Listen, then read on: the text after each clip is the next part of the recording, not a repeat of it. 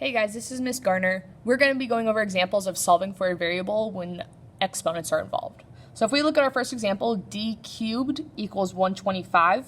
We want to isolate d. So to do the inverse operation, which means just the opposite of a cube is a cube root. So we are going to take the cube root of both sides. And in order to do this in your calculator, you want to press math, go down to that fourth option. It looks just like the square root symbol, except it has a 3 next to it. And now type in your number, 125, press enter. Your answer is 5, so D equals 5. And we can double check this. If we want to take the cube root, we need to make sure that 5 times 5 times 5 equals 125. So just to double check in our calculator, 5 times 5 times 5, which is 5 cubed, equals, yep, and it double checks 125. For number 2, we have e squared equals 64. The inverse operation of a square is a square root. So we are going to take the square root of both sides. Whatever you do to one side, you have to do to the other in order to keep your equation balanced. So on the left, we're left with e equals, and now the square root of 64, press second x squared button, type in 64, and you get 8. So e equals 8. For number 3, you have the square root of f equals 12. This is very similar to number 2, except we're kind of going backwards. The opposite of a square root is a square. So we're going to square both sides.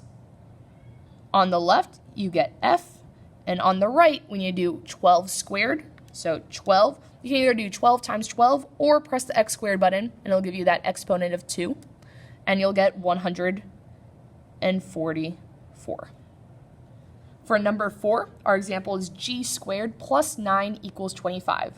In order to isolate our variable g, we need to get everything else on the other side. So this positive 9 has to be moved to the other side of your equation.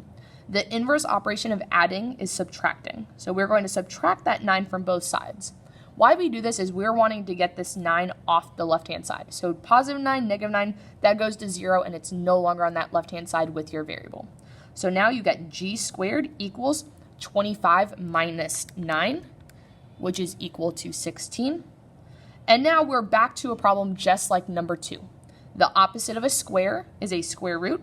So taking the square root of both sides, we get g equals the square root of 16 equals 4. Another way to think about this without a calculator is what number times itself gives you that number under your square root.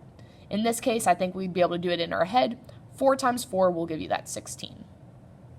And our last example, number 5. The square root of h minus 2 equals 8.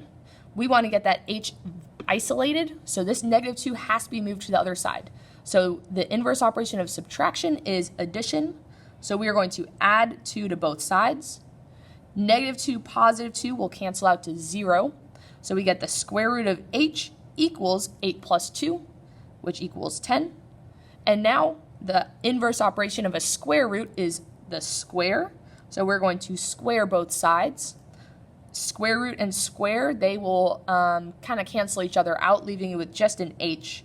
And on the right-hand side, we get 10 squared, which is really just 10 times 10. So h equals 100. And now you know more.